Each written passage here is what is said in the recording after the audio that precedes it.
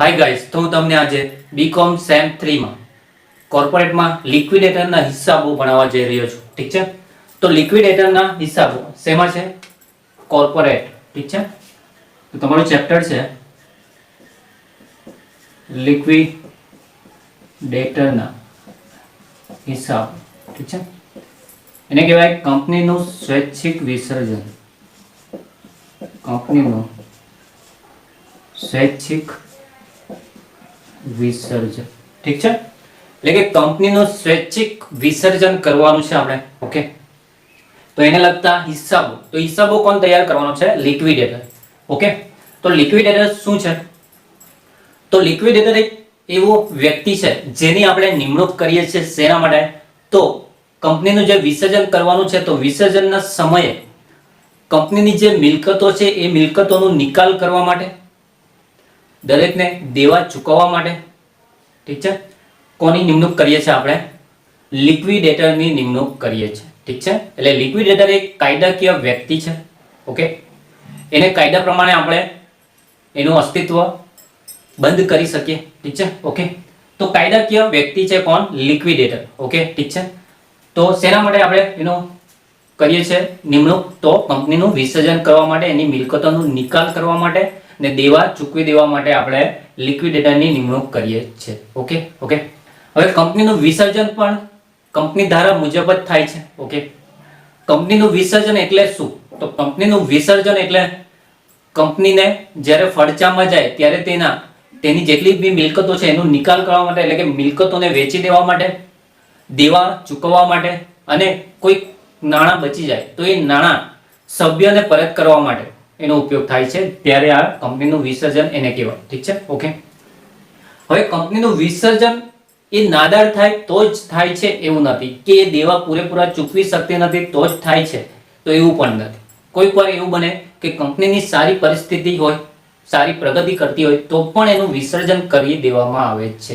Okay, okay, એટલે વિસર્જનનો ઉદ્દેશ ફક્ત એટલો નથી કે કંપની બંધ કરી દેવી. ઠીક છે, વિસર્જનનો ઉદ્દેશ છે કે કોઈક વાર એવું બને કે આપણે નવી કંપનીની પુનઃરચના કરવા માટે એ જૂની કંપનીને આપણે બંધ કરી દઈએ છીએ અને નવી કંપનીની એની ખરીદી કરવામાં આવે છે, એટલે કે એનું પુનઃરચના કરવામાં આવે છે. ઠીક છે, ઓકે, તો પુનઃરચના કરવા માટે પણ આપણે કંપનીનું વિસર્જન કરીએ છીએ. ઓકે, ઠીક છે, ફક્ત નાદાર છે એટલે જ નહીં. ઓકે, ઠીક છે, તો એ ધ્યાનમાં રાખજો.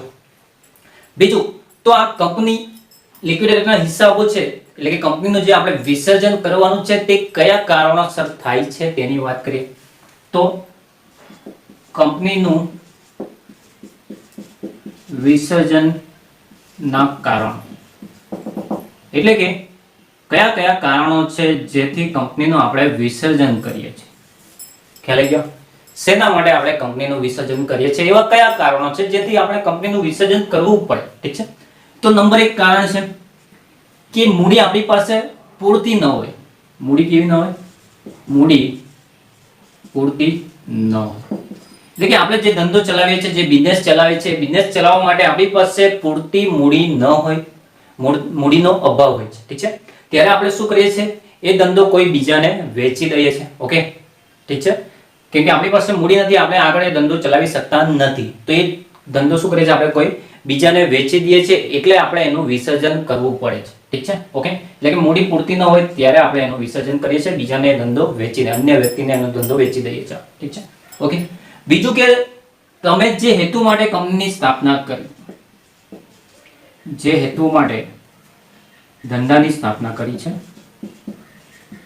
ઓકે, તમે જે પણ હેતુ માટે એ ધંધાની સ્થાપના કરી છે એ હેતુ પૂર્ણ થતા તમારે એ કંપનીનું વિસર્જન કરવું પડે છે. ખ્યાલ આવી ગયો? એટલે તમારો જે પણ ઓબ્જેક્ટ છે, જે પણ ઉદ્દેશ છે, એ ઉદ્દેશ તમારો હવે પૂર્ણ થઈ ગયો છે, તો હવે તમે એ કંપનીને શું કરી દઈએ છીએ? આપણે વિસર્જન કરી દઈએ છીએ. ઠીક છે, એ હેતુ પૂર્ણ થતા જ. ઓકે, ત્રીજું કારણ છે કે બિનકાર્યક્ષમ સંચાલન ચાલતું હોય. બિનકાર્યક્ષમ શું ચાલતું હોય? સંચાલન ચાલતું હોય, એટલે કે આ જે સંચાલન ચાલે છે એ બિનકાર્યક્ષમ બની જાય છે.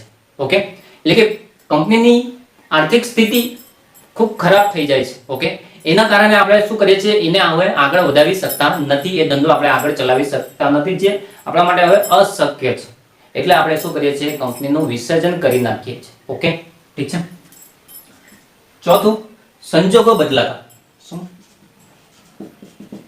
સંજોગો બદલાતા આપણે એ કંપનીનું વિસર્જન કરીએ છીએ. એટલે કે હવે કંપની આગળ ચાલી શકે તેમ નથી, ધંધો આપણે આગળ ચલાવી શકીએ તેમ નથી, એટલે કે સ્વૈચ્છિક નથી. હવે આપણે ધંધો આગળ ચલાવી શકીએ એ જ આપણા માટે હવે અસ્વૈચ્છિક છે, એટલે સ્વૈચ્છિક નથી. આપણે હવે એને ધંધાને આગળ વધાવી શકતા નથી અમુક સંજોગોના કારણે. ઠીક છે.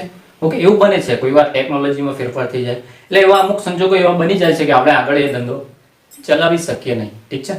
ઓકે, તો એવા સંજોગોમાં પણ આપણે શું કરવું પડે છે, કંપનીનું વિસર્જન કરી દેવું પડે છે. ઠીક છે. તો આ 4 કારણ છે કે કંપનીનું વિસર્જનના કારણો કયા કયા છે. તો આ 4 કારણો છે. ઠીક છે. ઓકે, તે પ્રમાણે આપણે કંપનીનું વિસર્જન કરી દઈએ છીએ. ઠીક છે.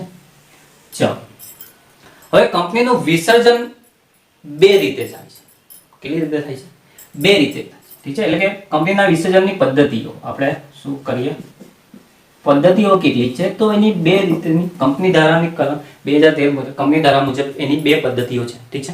ઓકે, એટલે કલમ જોવા જઈએ તો આપણે કંપની ધારાની કલમ 270 છે. કઈ છે? કલમ 270 મુજબ એને આપણે વિસર્જન કરવાનું છે. ઠીક છે. કંપનીનું વિસર્જન કંપની ધારા મુજબ જ થશે. ઠીક છે. 2013 મુજબ. ઠીક છે. કંપની ધારા 2013. ઠીક છે. તો કલમ કેટલી છે? 270. તો એની 2 રીત છે. એટલે કે ટ્રિબ્યુનલ દ્વારા ફરજિયાત વિસર્જન. કેવું વિસર્જન? ટ્રિબ્યુનલ દ્વારા ફરજિયાત એનું વિસર્જન કરવાનું છે. અને બીજું આવે મરજિયાત વિસર્જન, એટલે કે સ્વૈચ્છિક. એને શું કહીએ આપણે? સ્વૈચ્છિક વિસર્જન. કેવું વિસર્જન? સ્વૈચ્છિક વિસર્જન તમારે કરવાનું છે. ઠીક છે. એટલે કે 2 જ રીતે એનું વિસર્જન થાય છે કંપનીનું. એક તો ટ્રિબ્યુનલ દ્વારા ફરજિયાત વિસર્જન કરવું જ પડે આપણે. ઠીક છે. ગમે તે હોય વિસર્જન કરવું જ પડે. બીજું છે મરજિયાત, એટલે કે સ્વૈચ્છિક, એટલે પોતે આપણે જ્યારે ઈચ્છીએ ત્યારે એનું વિસર્જન આપણે કરી શકીએ છીએ. ઠીક છે. ઓકે, તો આપણે પહેલા વાત કરીશું ટ્રિબ્યુનલ દ્વારા વિસર્જન શું છે. ઠીક છે. કયું? તો ટ્રિબ્યુનલ દ્વારા ફરજિયાત વિસર્જનની આપણે પહેલા વાત કરીએ. ઠીક છે. ઓકે, ઠીક છે. આપણો ચેપ્ટર છે સ્વૈચ્છિક વિસર્જન. જનરલી સ્વૈચ્છિક વિસર્જનનો થિયરી મોસ્ટ ઇમ્પોર્ટન્ટ છે. ઠીક છે. એ બીજો પોઈન્ટ છે. ઠીક છે. તો ટ્રિબ્યુનલ દ્વારા એટલે કે કાયદાકીય આપણે સ્વૈચ્છિક વિસર્જન કરવું જ પડે. ઠીક છે. ઓકે, તો કઈ રીતે? એક તો આપણે પોતે જ શું કરીએ છીએ, ટ્રિબ્યુનલની મંજૂરી લઈને આપણે, એટલે કે આપણે ખાસ ઠરાવ પસાર કરી પોતે શું કરે કંપની પોતે ખાસ ઠરાવ પસાર કરે. ઓકે, તો કંપની પોતે જ ખાસ ઠરાવ પસાર કરીને ટ્રિબ્યુનલ દ્વારા વિસર્જન કરવા માંગે છે. ઠીક છે. ત્યારે ફરજિયાત વિસર્જન થાય. ઠીક છે. એટલે કે કંપનીએ વિનંતી કરવી પડે ટ્રિબ્યુનલને. ઠીક છે. નંબર 2 કે કંપની જે છે, ઠીક છે, એ શું કરે છે, રજિસ્ટ્રાર સમક્ષ અહેવાલ, પ્રથમ જે અહેવાલ છે એટલે કે રજિસ્ટ્રાર સમક્ષ પ્રથમ અહેવાલ રજૂ ન કરે, ક્યાં તો પછી પ્રથમ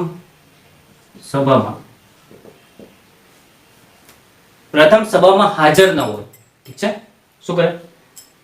રજિસ્ટ્રાર સમક્ષ એ શું કરે, પોતાનો જે પ્રથમ અહેવાલ છે તે રજૂ ન કરે, કાં તો સભામાં એ હાજર ન હોય. પ્રથમ જે સભા થતી હોય સભ્યોની એમાં એ હાજર ન હોય. ઠીક છે. ત્યારે પણ શું થાય છે, આ એનો ફરજિયાત વિસર્જન થાય છે. ઓકે. નંબર 3, કંપની જ્યારે એની નોંધણી થઈ છે, શું થઈ છે, કંપનીની નોંધણીના પ્રથમ વર્ષે ધંધો બંધ હોય. ઠીક છે. એટલે કે શું, કંપનીની જ્યારે નોંધણી થઈ છે, ઠીક છે, તો એના 1 વર્ષ સુધી એને ધંધો ચાલુ રાખવો પડે છે. જો એ 1 વર્ષ સુધી ધંધો ચાલુ ન કર્યો હોય કે 1 વર્ષ સુધી એનો ધંધો બંધ હોય તો પણ એને ફરજિયાત વિસર્જન કરવું પડે. ઠીક છે. નોંધણી પછી 1 વર્ષ સુધીમાં એને ધંધો તો ચાલુ રાખવું પડે. જો બંધ રાખે તો એને ફરજિયાત વિસર્જન કરવું પડે. ઠીક છે. ઓકે. નંબર 4 કે ટ્રિબ્યુનલને લાગે, ટ્રિબ્યુનલ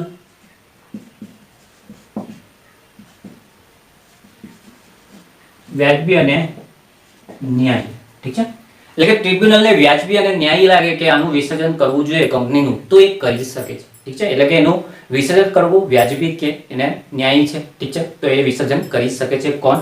ટ્રિબ્યુનલ. ઓકે. પછી કંપની પોતે દેવા ન ચૂકવી શકતી હોય, કંપની દેવા ન ચૂકવે એટલે કે પોતે દેવા ચૂકવી ન શકતી હોય ત્યારે પણ એનું વિસર્જન ફરજિયાત કરવું પડે, ઠીક છે. ઓકે. બીજું, કંપની સતત 5 વર્ષ નાણાકીય વર્ષ સુધી, કંપની સતત 5 નાણાકીય વર્ષ સુધી, એટલે કંપની શું કરે છે? સતત 5 નાણાકીય વર્ષ સુધી નફા નુકસાન ખાતું, પાકું સરવૈયું અને વાર્ષિક પત્રકો રજૂ ન કરે રજિસ્ટ્રાર સમક્ષ, તો પણ શું થાય છે? એને ફરજિયાત વિસર્જન કરવું પડે છે, ઠીક છે. હું અહીં મુદ્દા લખતો નથી, ઠીક છે, ટૂંકમાં લખું છું તમને યાદ પૂરતું. ઓકે. તો કંપની સતત 5 નાણાકીય વર્ષ સુધી શું કરે છે? નફા નુકસાન ખાતું, પાકું સરવૈયું અને વાર્ષિક પત્રકો જો રજિસ્ટ્રાર સમક્ષ રજૂ ન કરે, એટલે કે નોંધે નહીં, ઠીક છે, નોંધણી ન કરે, તો પણ એને ફરજિયાત વિસર્જન કરવું પડે છે. ઓકે, ઠીક છે. 7મું કે જાહેર કંપની અને ખાનગી કંપનીની વાત કરીએ. કઈ કંપની? જાહેર કંપની અને ખાનગી કંપની. જાહેર કંપનીમાં જ્યારે સભ્યો 7 થી ઓછા થઈ જાય તો ફરજિયાત વિસર્જન કરવું પડે. ખાનગી કંપનીમાં જો 2 થી ઓછા થઈ જાય તો ફરજિયાત વિસર્જન કરવું પડે, ઠીક છે. ઓકે. બીજું કે આપણા જે અખંડિતતાને, ભારતના અખંડિતતાના હિતને વિરુદ્ધ કાર્ય કરે, ઠીક છે, કે કોઈ રાજ્યની નીતિ વિરુદ્ધ કાર્ય કરે, ઠીક છે, કે વિદેશના મિત્રો, વિદેશી જે મિત્રો છે એની સાથે આપણા જે સંબંધ છે, આપણા ભારતના જે સંબંધ હોય, ઓકે, એ ભારતના સંબંધ, મૈત્રી સંબંધ વિરુદ્ધ કોઈ કાર્ય કરે, ઠીક છે, ત્યારે મધ્ય સરકાર કે પછી રાજ્ય સરકાર શું કરે છે? એક અરજી લખીને, એટલે કે અરજી કરીને ટ્રિબ્યુનલને ઓર્ડર કરી શકે છે, ઠીક છે. ઓકે, કે આનું ફરજિયાત વિસર્જન કરી દઈએ, ખ્યાલ આવી ગયો? ત્યારે પણ એનું ફરજિયાત વિસર્જન કરવું પડે છે. ઓકે, ઠીક છે, એટલે કે અખંડિતતાના હિતને વિરુદ્ધ કાર્ય થવું જોઈએ નહીં, તો પણ એનું ફરજિયાત વિસર્જન થઈ જાય છે. ઓકે, ઠીક છે. ઓકે. બીજું કે કંપની પોતે ચાહે તો ટ્રિબ્યુનલને વિનંતી કરીને એનું ફરજિયાત વિસર્જન કરી શકે છે. ઓકે. એના માટે કોઈ પણ અરજી મૂકી શકે છે, ઠીક છે. આ જે ફરજિયાત ટ્રિબ્યુનલ ફરજિયાત વિસર્જન છે તે કલમ 271 છે. કઈ કલમ છે? 271, ઠીક છે. એટલે 271 પ્રમાણે કરવાની છે આપણે ફરજિયાત વિસર્જન, ખ્યાલ આવી ગયો? ઠીક છે. તો આ વિસર્જન તમારે ફરજિયાત કરવું પડે, ઠીક છે. ઓકે. તો કોઈ પણ કંપની કાં તો કોઈ પણ અરજી કરી શકે, કંપની પોતે અરજી કરી શકે, કોને? ટ્રિબ્યુનલને, ક્યાં તો પછી એના લેણદારો અરજી કરી શકે, ક્યાં તો એના જે સભ્યો છે, ઠીક છે, હિસ્સેદારો છે, એ અરજી કરી શકે, ક્યાં તો પછી રજિસ્ટ્રાર, ક્યાં તો પછી મધ્યસ્થ કે રાજ્ય સરકાર જેને સત્તા આપી છે તે વ્યક્તિ આ અરજી કરી શકે કે એનું ફરજિયાત ટ્રિબ્યુનલને કે ફરજિયાત વિસર્જન કરવાનું છે, એના માટે વિનંતી કરવી પડે છે, ઠીક છે. તો આ એના મુદ્દાઓ છે કોના? સ્વૈચ્છિક એટલે કે ટ્રિબ્યુનલ દ્વારા ફરજિયાત વિસર્જનના મુદ્દાઓ છે, ઠીક છે. ઓકે, એ તો તમને બુકમાં મળી જશે. ઓકે, ઠીક છે. આ તો હું ખાલી સમજાવવા માટે અહીં લખ્યું છે. ઓકે. આપણે વાત કરીએ મરજિયાત એટલે કે સ્વૈચ્છિક વિસર્જન, જે આપણું ચેપ્ટર બી છે કંપનીનું સ્વૈચ્છિક વિસર્જન, ઠીક છે. તો નંબર 2 શું? મરજિયાત કાં તો એને કહેવાય સ્વૈચ્છિક વિસર્જન, ઠીક છે. આપણું ચેપ્ટરનું નામ બી છે, ઠીક છે. ના એમપીપી ક્વેશ્ચન આ ટીક કરી લેજો, ઠીક છે, કરી લેજો, ખ્યાલ આવ્યો? તો મરજિયાત વિસર્જન, સ્વૈચ્છિક વિસર્જન કેમ થાય છે કંપનીનું, ઠીક છે. તો એનું કારણ છે નંબર 1 કે તમે જે મુદત માટે કંપનીની સ્થાપના કરેલી છે, શેના માટે? મુદત એટલે સમય માટે, ઠીક છે. હું ટૂંકમાં લખું છું અહીંયા, તમારે સમજી જવાનું, ઠીક છે. તો જે કંપનીની સ્થાપના જે મુદત માટે કરેલી છે, ઠીક છે, એ મુદત તમારો એટલે કે એ સમય તમારો પૂરો થઈ જાય તો તમે સ્વૈચ્છિક એનું વિસર્જન કરવું પડે તમને, ઠીક છે. ઓકે. તો મુદત માટે હોય તો એ મુદત પૂરી થતા એનું સ્વૈચ્છિક વિસર્જન કરવું પડે, જેમ કે 5 વર્ષ માટે, 10 વર્ષ માટે, ઠીક છે. તે પૂરું થાય એટલે તમારે શું કરી દેવાનું? સ્વૈચ્છિક વિસર્જન કરવું પડે છે. ઓકે. નંબર 2 આર્ટિકલ્સમાં જોગવાઈ હોય. શેમાં? આર્ટિકલ્સમાં જોગવાઈ એટલે કે શું જોગવાઈ હશે? તો આર્ટિકલ્સમાં જોગવાઈ હોય કે અમુક બનાવો માટે તમે આ કંપનીનું સ્થાપના કરવામાં આવે છે, એટલે કે અમુક બનાવો બનશે પછી એનું આપણે વિસર્જન કરીશું, ઠીક છે. તો જે બનાવો તમે વિચાર્યું છે એ બનાવો બનતા જ તમારે એ કંપનીનું સ્વૈચ્છિક વિસર્જન કરી દેવું પડે, ઠીક છે. એટલે કે આર્ટિકલ્સમાં એવી જોગવાઈ હશે કે આ બનાવ બનતા એ કંપનીનું વિસર્જન થશે, તો ત્યારે આપણે એ બનાવ બને એટલે એ વિસર્જન કરી દેવું પડે, ઠીક છે. ઓકે. ત્રીજું છે કે સામાન્ય ઠરાવ પસાર કરીને પણ તમે એનું વિસર્જન કરી શકો.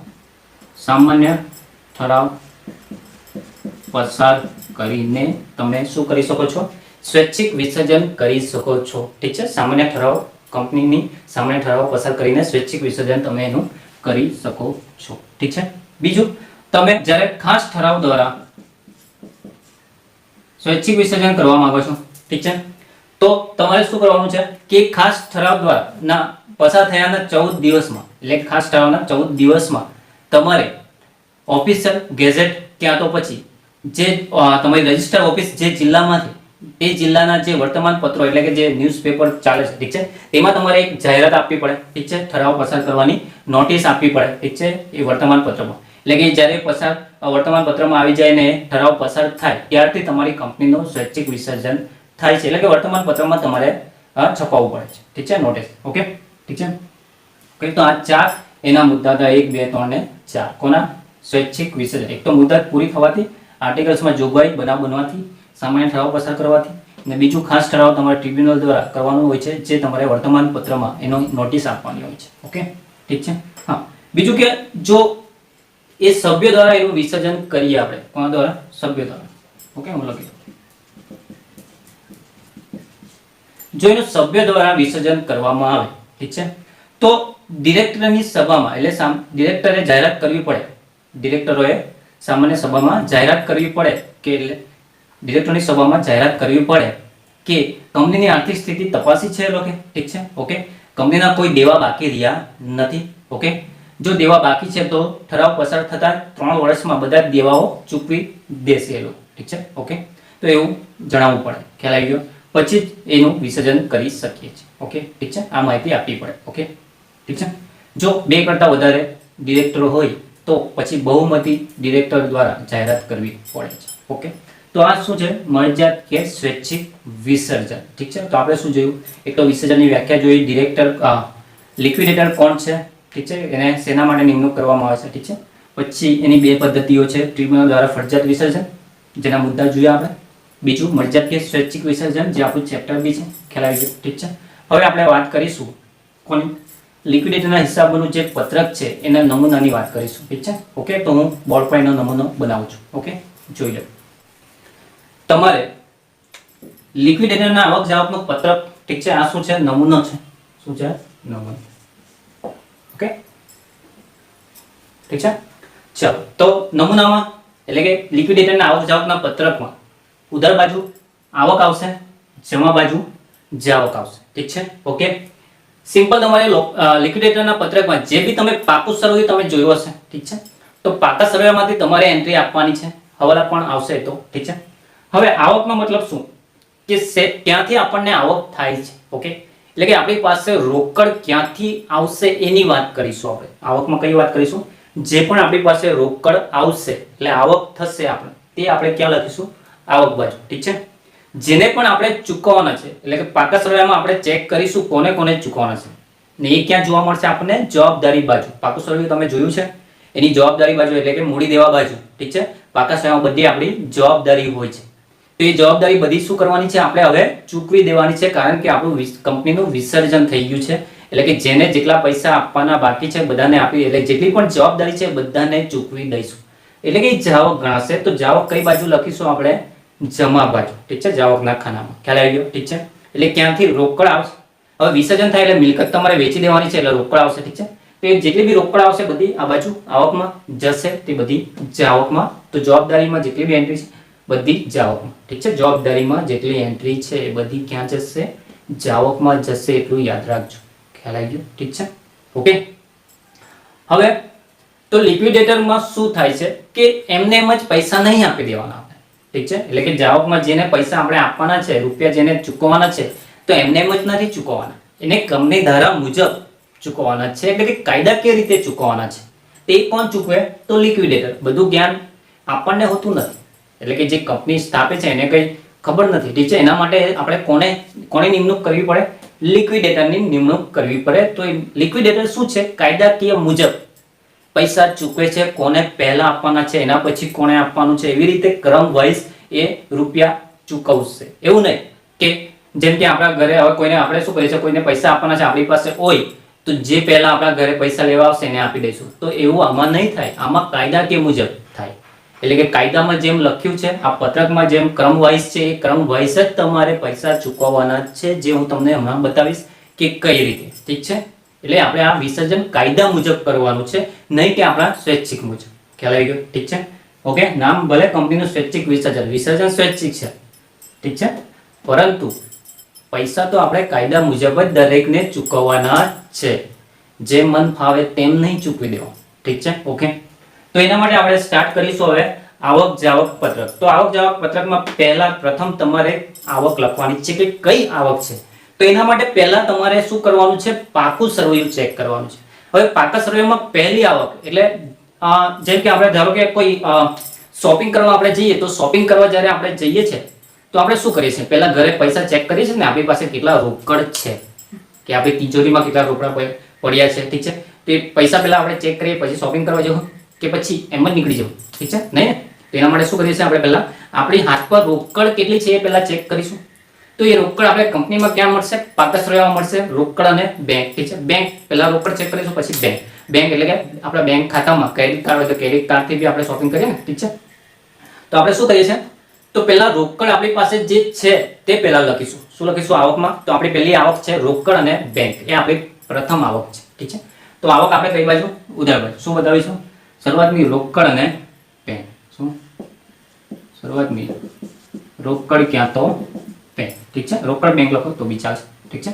એટલે કે તમારી પાસે પહેલી આવક તો છે જે તમારે પાકા સરવૈયામાં ચેક કરી લેવાની. ઠીક છે? જે પાકો સરવૈયો આપણને આપ્યો હોય ક્વેશ્ચનમાં. ઠીક છે? એમાં મિલકત બાજુ ચેક કરી લેવાની, કેટલી રોકડ છે અને કેટલી બેંક છે. એ બેથી રકમ તમારે અહીં શરૂઆતમાં લખી દેવાની, રોકડ કે બેંક, આવકના ખાનામાં. ઠીક છે? ઓકે. તો આ એન્ટ્રી પૂરી થાય છે અહીં. ઓકે. બીજી આવક ક્યાંથી મળશે? તો સંપૂર્ણ સલામતના લેણદારો પાસેથી વધારો. ઠીક છે? હું એકવાર લખી દઉં પછી તમને સમજાવું. શું? સંપૂર્ણ સલામતના લેણદારનો વધારો. તો આ શું છે? તમે કહેશો કે આ સંપૂર્ણ સલામત શું છે ને લેણદાર? સલામત તો તમને ખબર, સલામત લેણદારો છે. લેણદારો કેવા છે? સલામત છે પણ સંપૂર્ણ છે. એનો મતલબ લેણદાર કોણ? લેણદાર કોણ ગણાય? કે જેને આપણે પૈસા ચૂકવવાના છે, આપણા લેણદારો છે. આપણે કોઈને પૈસા ચૂકવવાના છે. ઠીક છે? ક્યાં તો એની પાસેથી લોન તરીકે લીધી હતી, ક્યાં તો આપણે એની પાસેથી કોઈ ઉધાર ખરીદી કરી હશે તો આપણે એને પૈસા ચૂકવવાના થાય. ઠીક છે? તો એ આપણા લેણદારો છે જેને આપણે પૈસા ચૂકવવાના છે. ખ્યાલ આવી ગયો? તો એ લેણદારને પૈસા આપણે ચૂકવીશું તો આ બાજુ આવવું જોઈએ ને જાવકમાં. ઠીક છે? પણ મેં અહીં લખ્યું છે વધારો. શું લખ્યું છે? વધારો. એનો મતલબ અમુક ફેર શું થાય? એ સલામત કેમ છે? સંપૂર્ણ સલામત કેમ છે? તો અમુક લેણદારો આપણે કોઈની પાસેથી પૈસા લઈએ તો એમને એમ જ નહીં આપી દે. કઈ તો સિક્યુરિટી માંગે ને આપણી પાસે, કે એમ જ આપી દે. ઠીક છે? ઓકે. તમે બજારમાં નીકળી જાઓ ને કોઈની પાસે પૈસા માંગો, લાવો ને 10,000, આપી દેશે? નહીં આપશે. ઠીક છે? ઓકે. તો શું થાય છે કે પૈસા આપણને આપે છે ઓછીના. ઠીક છે? પણ એના સામે સિક્યુરિટી લે છે. ઓકે. તો એ સિક્યુરિટી તરીકે આપણે કઈ તો આપીશું, તો કોઈ મિલકત આપણે આપીશું. એટલે કે કોઈ ધારો કે મારે કોઈની પાસે 10 લાખ લેવા હોય તો હું મારું મકાનના કાગળિયા એની પાસે ગીરવે મૂકી દઉં. ઠીક છે? એ આપણી સિક્યુરિટી છે. ઠીક છે? એટલે કે જો આપણે પૈસા નહીં ચૂકવી શકીએ તો એ મકાન વેચીને પણ એ પૈસા એના પોતાના વસૂલ કરી શકે છે. ખ્યાલ આવી ગયો? ઠીક છે? તેવી રીતે કંપનીમાં પણ એવું થાય છે કે અમુક લેણદારો શું કરે છે? સિક્યુરિટી માટે કંઈક માંગે છે. ઠીક છે? કાં તો કોઈ મિલકત માંગે. ઠીક છે? ઓકે. કાં તો કોઈ રોકાણો, આપણે જ્યાં રોકાણ કર્યું છે એનું સર્ટિફિકેટ હશે તો એ સર્ટિફિકેટ આપણે એને આપી દઈએ. ઠીક છે? ક્યાં તો પછી કોઈ મિલકત આપણે એની પાસે એના કાગળિયા ગીરવે મૂકીએ છીએ. ઠીક છે? તો એને કહેવાય સંપૂર્ણ સલામતના લેણદારો. એનો મતલબ એ થાય કે એ સલામત છે. એને ખબર છે કે જો એ વ્યક્તિ પૈસા નહીં ચૂકવી શકશે તો હું આ મિલકત વેચીને, કેમ કે એ કાગળિયાની પાસે છે, તો એ મિલકત વેચીને પણ એના પૈસા લઈ શકે છે. એટલે એને એનાથી કોઈ ટેન્શન નથી કે એ કંપની એને પૈસા આપે કે નહીં આપે. ઠીક છે? ઓકે. આપે તો સારું, નહીં આપે તો એ પોતાની એની જે મિલકત એની પાસે ગીરવે છે એ વેચી દેશે અને પોતાના પૈસા કાઢી દેશે. ઓકે. તો એમાં શું થાય? કોઈ વાર સંપૂર્ણ સલામતના લેણદાર. ઠીક છે? તો એ સંપૂર્ણ સલામત છે. ઓકે. એને કોઈ બીક નથી. ખ્યાલ આવી ગયો? ઠીક છે? એના પૈસા આવવાના જ છે. ઓકે. તો મેં વધારો લખ્યો છે એનો મતલબ શું છે? ધારો કે મેં કોઈની પાસે કોઈ મિલકત ઓછીની રકમ લીધી છે, ધારો કે 10 લાખની, ઠીક છે, કેટલાની 10 લાખની રકમ મેં લીધી છે. ઓકે, હવે મેં છે ને રોકાણ કર્યા છે કશે, એનું સર્ટિફિકેટ મારી પાસે છે, ઠીક છે. તો એ વ્યક્તિને જેની પાસે મેં 10 લાખ લીધા છે એ વ્યક્તિને સર્ટિફિકેટ મેં આપી દીધા, ઠીક છે. મેં એમ કીધું કે જો તારા પૈસા નહીં ચૂકવી શકું તો તું આ વેચી દેજે, ઠીક છે. ઓકે, હવે શું થાય છે કે એની હમણાં કિંમત એની બી 10 લાખ જ છે. એ રોકાણની કિંમત કેટલી છે? 10 લાખ છે. ઓકે, રોકાણની વાત કરીએ આપણે, ખ્યાલ આવ્યો? તો એ રોકાણની કિંમત બી 10 લાખ છે. તો પેલા તો માની ગયું, ઠીક છે, ચાલો આ રોકાણ કરેલા છે, ઠીક છે. ધારો કે ગોલ્ડમાં રોકાણ કરેલા હોય તો વધારે સારું ને, એનો તો ભાવ વધતો જ જાય, ખ્યાલ આવી? ઠીક છે. હવે એવા સંજોગો આવી બને કે મારે કંપનીનું વિસર્જન કરવું પડે, ઠીક છે. તો આ વ્યક્તિ છે, આ વ્યક્તિનું કોઈ નામ લખી દઉં મેં, ઠીક છે. ઓકે, નિતેશ કરીને. આ નિતેશ પાસે મેં 10 લાખ રૂપિયા લીધા છે અને નિતેશ પાસે મારા 10 લાખના રોકાણનું સર્ટિફિકેટ જમા છે, એટલે ગીરવે છે, ઠીક છે, સિક્યુરિટી તરીકે. હવે કંપનીનું વિસર્જન થઈ ગયું. હવે હું આ 10 લાખ નિતેશને ચૂકવી શકું એમ નથી, ઠીક છે. તો એની પાસે મારું સર્ટિફિકેટ રોકાણનું 10 લાખનું છે, ઠીક છે. ધારો કે રોકાણ મેં કોઈમાં બી ગોલ્ડમાં કરેલા છે, ચાલો એવું માની લઈએ આપણે, ઠીક છે. ને આજે ગોલ્ડની કિંમત 10 લાખના બદલે 12 લાખ છે. કેટલી છે? 12 લાખ. તો જો આ નિતેશ એ રોકાણો વેચશે તો એને 12 લાખ રૂપિયા મળશે. એની પાસે મેં લીધેલા કેટલા? 10 લાખ. મારે એને 10 લાખ જ ચૂકવવાના છે, ઠીક છે. ઓકે, પરંતુ એ શું કરશે? રોકાણ વેચીને એને ખબર છે હવે આપવાનું નથી, તો એ રોકાણ જે ગોલ્ડમાં કરેલા છે એ સર્ટિફિકેટ વેચી દઈશ, એને 12 લાખ રૂપિયા, તો એનો ફાયદો થઈ જાય, ઠીક છે. ઓકે, તો એવું નહીં કરવાનું. શું કરવાનું? લિક્વિડેટર જરાક હોશિયાર માણસ છે તો જ આપણે એની નિમણૂક કરેલી છે, ઠીક છે. તો લિક્વિડેટર શું કહેશે? એક કામ કરીએ આપણે, એ સર્ટિફિકેટ, ઠીક છે, લિક્વિડેટર આ નિતેશ પાસે જશે ને સર્ટિફિકેટ એની પાસેથી લઈ લેશે ને એને કહેશે કે હું તને 10 લાખ તારા આપી દઈશ, ઠીક છે. તો નિતેશ એની પાસેથી નિતેશ પાસેથી લિક્વિડેટર શું કરશે? એ સર્ટિફિકેટ લઈ આવશે, સર્ટિફિકેટને વેચીને એમાંથી 12 લાખ આવશે. તો 12 લાખમાં શું કરશે? એ બારોબાર નિતેશને 10 લાખ આપી દેશે. બાકીના જે 2 લાખ છે તે આપણો વધારો છે, આપણો નફો છે, ઠીક છે. તો એ 2 લાખ એ શું છે? આપણો વધારો ગણાશે. એટલે અહીંયા આવક ગણાશે ને આપણી, શું ગણાશે? આવક. જો આપણે એનામાં ધ્યાન નહીં આપે તો એ તો નિતેશ લઈ લેશે, ઠીક છે. તો લિક્વિડેટરે ચોખ્ખું કીધું આપણે એને એ સર્ટિફિકેટ લઈ આવવાનું છે અને એના પૈસા ચૂકવી દેશું, ઠીક છે. વધારે આવક આપણી ગણાશે, ઠીક છે. મને કહેવાય સંપૂર્ણ સલામતના લેણદાર પાસેથી વધારો. તો કેટલો વધારો થયો અહીંયા? 2 લાખનો, કેમ કે રોકાણની કિંમત હવે 12 લાખ થઈ ગઈ. તો 2 લાખની આપણી આવક છે, ઠીક છે. ઓકે, તો લિક્વિડેટર જરાક કાયદાકીય માણસ છે, હોશિયાર માણસ છે, ખ્યાલ આવી ગયો, ઠીક છે. એટલે આપણને બધી ખબર હોતી નથી, એટલે લિક્વિડેટરને આપણે નિમણૂક કરવી પડે, ઠીક છે. ઓકે, તો આપણી 2 આવક આવી ગઈ. એક તો સંપૂર્ણ સલામતના લેણદાર પાસેથી વધારો. તો સંપૂર્ણ સલામત તો તમે સમજી ગયા, જેની પાસે કોઈ મિલકત ગીરવે હોય એને આપણે સંપૂર્ણ સલામતના લેણદારો કહી શકીએ છીએ. ઓકે, ઠીક છે. થિયરીમાં પૂછાય તો આ રીતે તમે વ્યાખ્યા આપી શકો. ઓકે, ચાલો, સંપૂર્ણ સલામત પછી એક આવક આવશે બીજી, મિલકતોનું વેચાણ કે મિલકતોની ઉપજ. મિલકતોની ઉપજ, ઉપજ એ જ વેચાણ કહેવાય ને, વેચાણ કરે તો ઉપજ આવે ને, ઠીક છે. તો આપણી પાસે હવે કંપનીનું વિસર્જન થઈ ગયું તો મિલકત તો વેચવી પડે ને, કે મિલકત આપણે ઘરે થોડી લઈ જઈશું, એ આપણે શું કામ, ઠીક છે. તો આપણે શું કરીએ છીએ? એ મિલકત વેચી દઈએ છીએ. તો એ મિલકત વેચીએ છીએ તો આપણી પાસે શું આવે છે? રોકડ આવે છે. તો એ રોકડને શું કહીએ? મિલકતની ઉપજ. તો એ પણ આપણી આવક થઈ ગઈ, તો એ પણ લખીશું આપણે.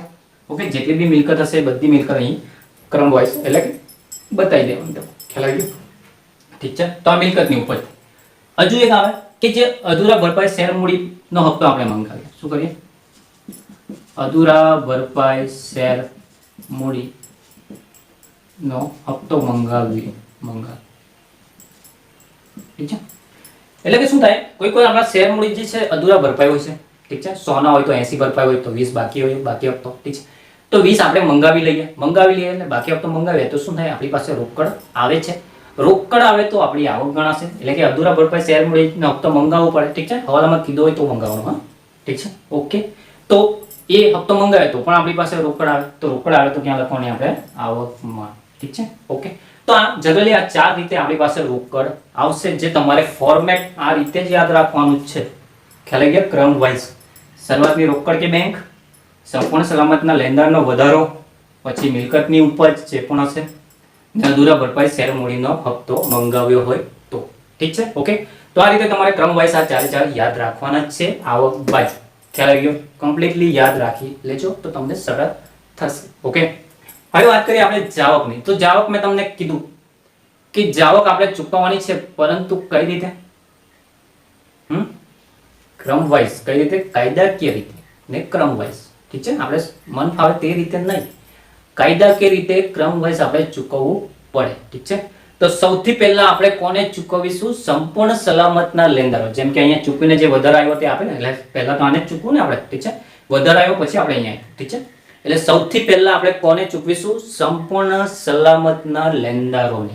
ઠીક છે, તો અહીં મેં લખું સંપૂર્ણ સલામતના લેણદારોને પહેલા, એટલે કે પ્રથમ પૈસા ચૂકવવાનો થાય કામદારો સહિત.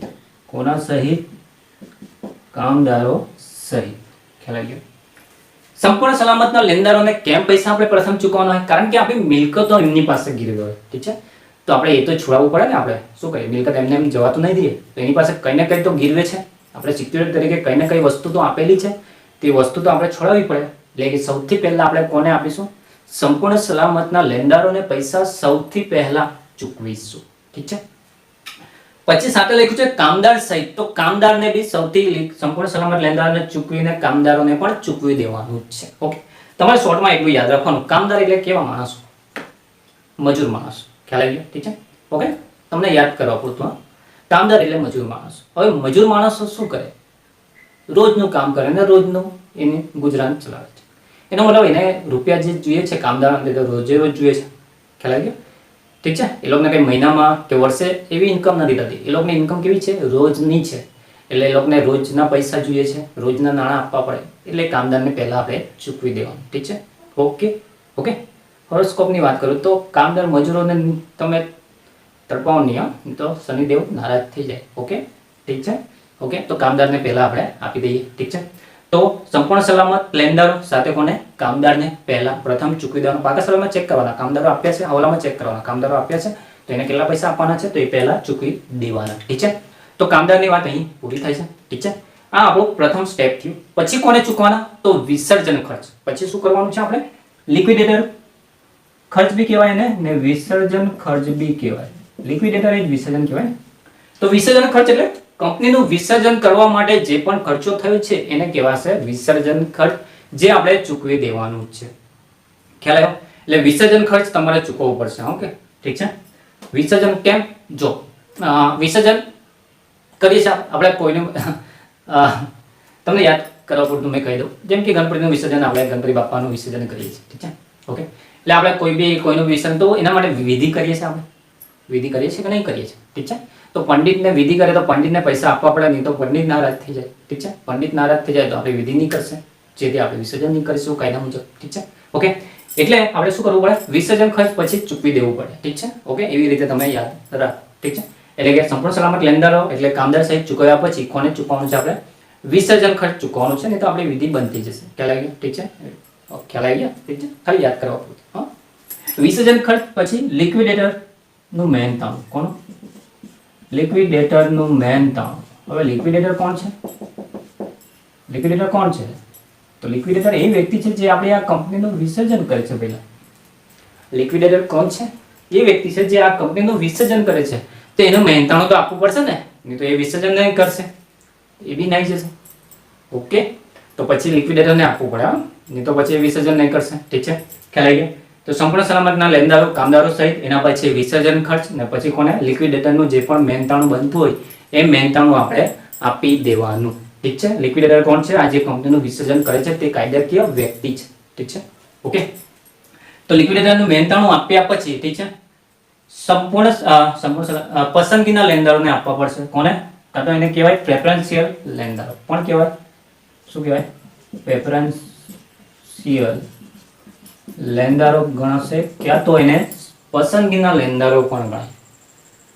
બંને કહી શકીએ આપણે. પ્રેફરન્શિયલ લેણદારો બી કહી શકીએ ને, ક્યાં તો પસંદગીના લેણદારો. હવે પસંદગીના શબ્દોમાં છે આપણા પસંદગીના લેણદાર. હે, તો લિક્વિડેટરને મહેનતાણું આપ્યા પછી કોને આપવાનું છે? આપણા પસંદગીના લેણદારોને આપવાનું છે. એટલે કે પ્રેફરન્શિયલ લેણદારોને પૈસા ચૂકવવાના છે. એનો પછીનો આ મુદ્દો. ઠીક છે, આ ક્રમ વાઇઝ જ હોવું જોઈએ. આગળ પાછળ નહીં, આ જે રીતે આનો ક્રમ છે એ રીતે જ. ઠીક છે, પ્રેફરન્શિયલ લેણદારો લિક્વિડેટરના મહેનતાણા પછી જ આવવું જોઈએ. ખ્યાલ આવી ગયો? હવે પ્રેફરન્શિયલના લેણદારોને આપણે ચૂકવીશું. ઠીક છે ઓકે. તો એમાં કોણ કોણ આવે ઠીક છે, તમને થિયરીમાં બી પૂછી શકે. તો પ્રેફરન્શિયલ લેન્ડરો એટલે તમારે જનરલી યાદ રાખવાનું કર્મચારીઓ. કોણ યાદ રાખવાનું? કર્મચારીઓ ને સરકારને ચૂકવવાનું કર. ઠીક છે ઓકે. તો હું અહીં લખું ઠીક છે, ચાલો તમે ખાલી સમજાવી દો ઠીક છે. તો પ્રેફરન્શિયલ લેન્ડરો તો સરકારને ચૂકવવાનો જે કર છે છેલ્લા 12 મહિનાના એટલે કે 1 વર્ષનું લેણું થાય ઠીક છે એ ચૂકવવાનો. હા, ગયા વર્ષનું નહીં આવશે ઠીક છે, છેલ્લા 12 વર્ષનું એટલે જનરલી ચાલુ વર્ષનું જ ગણાવશે ઠીક છે. તો જે ચૂકવવાનો કર છે એ પ્રેફરન્શિયલ લેન્ડરમાં આવશે ઓકે, પહેલી વાત. બીજું, વીમા ફંડમાં ફાળો ઠીક છે, એ પણ છેલ્લા 12 માસનું લેણું થયેલું હોય તે ઠીક છે. આ બે વસ્તુ થઈ ગયું. ત્રીજું, કર્મચારીનો પગાર. કર્મચારીનો પગારમાં તમારે યાદ રાખવાનું 4000 સોરી કર્મચારીના પગારમાં તમારે યાદ રાખવાનું 4 માસનો પગાર. કેટલા માસનો? 4 માસનો પગાર. અથવા એક કર્મચારીને 20000 અથવા જે ખરેખર છે તે આ ત્રણમાંથી જે ઓછું હશે તે આપવાનું ઠીક છે. એટલે કે દાખલામાં તમને એનો પગાર જેટલો આપ્યો છે તે, ક્યાં તો પછી 4 માસનો પગાર, ક્યાં તો એક કર્મચારીનો 20000. આ ત્રણમાંથી જે ઓછો પગાર હશે તે કર્મચારીનો પગાર તમારે અહીં લેવાનો. હા, કર્મચારીની સંખ્યા ગમે તેટલી હોય એમાં કોઈ રિસ્ટ્રિક્શન નથી ઓકે. ફક્ત તમારે 4 માસનો જ પગાર આપવો પડે. ધારો કે દાખલામાં 5 માસ કીધેલા હોય તો 5 માસનું નહીં, તમારે આપવાનું છે ફક્ત 4 માસનું. હા, દાખલામાં 2 માસ તો કીધું તો 2 માસનો આપો, પછી વધારે દયા નહીં થવાના કે 4 માસનો આપીએ ઠીક છે. દાખલામાં જ 2 માસનું કીધું છે તો 2 માસનું જ આપવાનું. પણ દાખલામાં 4 માસથી વધારે માસનું કીધું છે તો તમારે 4 માસનું જ આપવાનું. ખ્યાલ આવી ગયો ઠીક છે ઓકે. શું કરવાનું? કર્મચારીને જે પગાર છે ઓકે, કેટલા માસનો આપવાનું છે? કર્મચારીને પગાર કેટલા માસનું? 4 માસનું. ક્યાં તો પછી એક કર્મચારીને 20000, કાં તો એની પાસે જે ખરેખર છે તે. આ ત્રણમાંથી જે રકમ ઓછી હોય તે ઠીક છે. આ ગણતરી માટે તમને સમજાવશું. ધારો કે કર્મચારીને 4 માસનો પગાર 10000 થયો એવું વિચારો ઓકે. જે ખરેખર અંદર આપ્યા છે 15000 ઠીક છે. ને 20000 મેં તમને કીધું વધુમાં વધુ એને 20000 જ મળશે. તો બેમાંથી ઓછું કયું? 10000 છે ને, તો 10000 જ આપવાનું. એટલે કે આ ત્રણમાંથી જે રકમ ઓછી હોય તે કર્મચારીનો પગાર ગણાશે. ખ્યાલ આવી ગયો ઠીક છે. તો આ તમે યાદ રાખજો. ખ્યાલ આવ્યો ઠીક છે. ચાલો આગળની વાત કરીએ. બીજું કે પેન્શન. કામદારને કર્મચારીને લગતી જે પેન્શન છે, ગ્રેજ્યુટી છે, એ પણ શેમાં આવશે?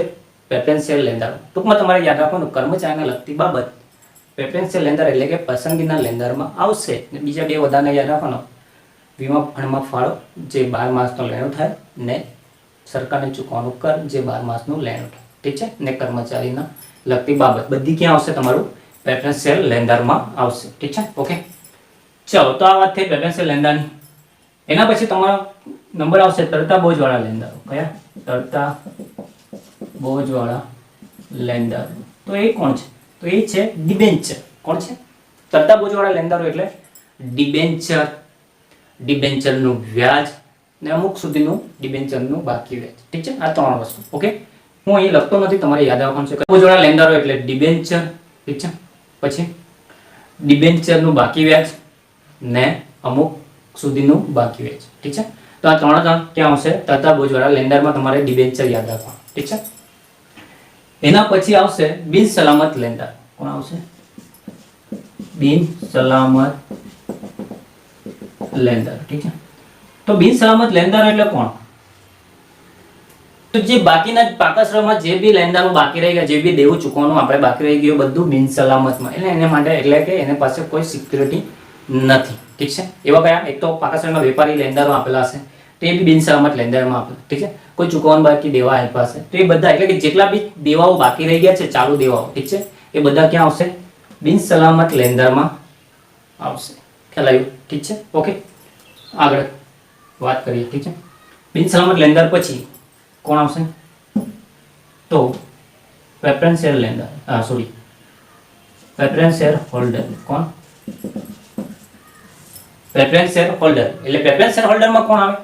તો પ્રેફરન્શિયલ મૂડી ને પ્રેફરન્શિયલ મૂડી પર જે ડિવિડન્ડ હશે તે, એટલે કે પ્રેફરન્શિયલ ડિવિડન્ડ. બે વસ્તુ આવશે પ્રેફરન્શિયલ હોલ્ડરમાં. એક તો પ્રેફરન્શિયલ મૂડી આવશે જે આપણે પરત કરી દેવાની છે, ને પ્રેફરન્શિયલ ડિવિડન્ડ આવશે. આ બે માહિતી પ્રેફરન્સ શેર હોલ્ડરમાં આવશે. હા, પ્રેફરન્સ શેર ડિવિડન્ડ કીધું હોય તો આવે. હા, ઠીક છે, એટલે હવાલામાં કીધું હશે. ઠીક છે. પછી છેલ્લે આવશે ઇક્વિટી શેર મૂડી, જેને બિચારાને છેલ્લે આપવા. ઇક્વિટી શેર મૂડી એટલે ભગવાનના માણસ. ઠીક છે. એ લોકોને મળે કંપનીમાં કંઈ બાકી રહે તો આપવાનું, નહીં તો નહીં આપો. એ લોકો ભગવાનના માણસો છે. ખ્યાલ આવી ગયો? કોણ? Equity share holder. ઠીક છે. એ લોકોને કંપનીમાં નફો થાય તો નફો મળશે, ખોટ થાય તો ખોટ બી ભોગવશે. ઠીક છે. કોણ? Equity share holder. તો એ લોકોને હંમેશા છેલ્લે અપાય. બધાને ચૂકવ્યા પછી, પ્રેફરન્સ શેર હોલ્ડરને આપ્યા પછી છેલ્લે કોને આપવાનું છે? આપણે ઇક્વિટી શેર મૂડીને. ઠીક છે. ધારો કે આ લોકોને એટલે પ્રેફરન્સ શેર હોલ્ડર બિનસલામ બધાને આપતા બી કદાચ નુકસાન થઈ જાય તો એ નુકસાન બી કોને ભોગવવાનું છે? ઇક્વિટી શેર હોલ્ડરે જ ભોગવવાનું છે. ઠીક છે. તો ઇક્વિટી શેર હોલ્ડર એક રીતે ભગવાનના માણસ છે. ઓકે, એવું આપણે યાદ રાખવાનું. ઠીક છે. એ લોકોને મળે તો ઠીક, નહીં મળે તો પણ ઠીક, એવું એ લોકો વિચારે છે.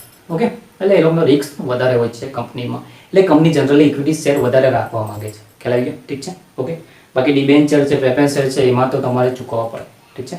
ઓકે, ઇક્વિટી શેર હોલ્ડરમાં એવું કંઈ નહીં. ઠીક છે. ભગવાનનો માણસ એટલે. ઠીક છે. ઓકે, તો ઇક્વિટી શેર મૂડીને હંમેશા ક્યારે ચૂકવવાનું છે? તમારે છેલ્લે કંઈ બાકી રહી તો. ઠીક છે. તો આ રીતે આનો એક ક્રમ છે. એ ક્રમ પ્રમાણે તમારે અહીં પત્રક બનાવવું છે. પછી છેલ્લે એ સરભર થવું જોઈએ.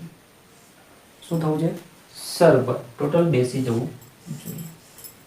ખ્યાલ આવી ગયો? ઠીક છે. તો આ પત્રક અહીં પૂરો થાય. ઠીક છે.